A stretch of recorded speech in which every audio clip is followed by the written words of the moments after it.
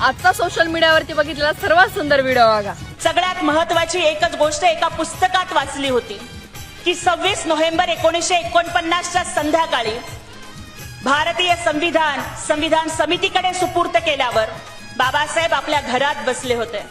नानकचंद रत्तूंनी बघितलं की बाबासाहेब एकटेच बसलेत, पण बाबासाहेब कधी रडतायत तर कधी हसतायत. रत्तू बाबासाहेबांजवळ जातात आणि विचारतात की बाबासाहेब तुम्ही रडताय कशासाठी?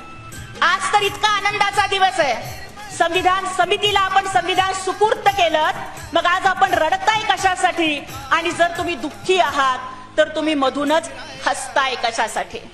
त्यावेळेला बाबासाहेबांनी उत्तर दिलं की रत्तू, आज मला माझी लेकरं आठवतायत ज्यांना मी वेळेवरती औषध पाणी सुद्धा देऊ शकलो नाही. त्यामुळे माझी 4 लेकरं रमेश, इंदू, गंगाधर, राजरत्न ही अकाली गेली. आज मला माझा राजरत्न आठवतोय की राजरत्नाच्या मृत्यूच्या वेळेस तर माझ्या रामूच्या फाटक्या पदरामध्ये गुंडाळून मला माझ्या लेकराला निरोप द्यावा लागला. माझ्या लेकरासाठी नवीन कफन सुद्धा मला आणता आलं नाही. त्याचं दुःख वाटतंय म्हणून मी माझ्या लेकरांच्या आठवणीत आज रडतोय.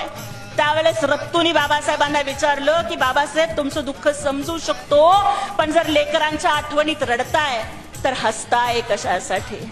त्यावेळेला बाबासाहेबांनी उत्तर दिलं की रत्तू, अरे माझ्या राजरत्नाला रामूच्या फाटक्या पदरात गुंडाळून निरोप द्यावा लागला, पण या भारतात जन्माला येणाऱ्या प्रत्येक राजरत्नाला सुटाबुटात जगता यावं याची सोय भारताच्या संविधानात करून ठेवली आहे, म्हणून मी हसतोय.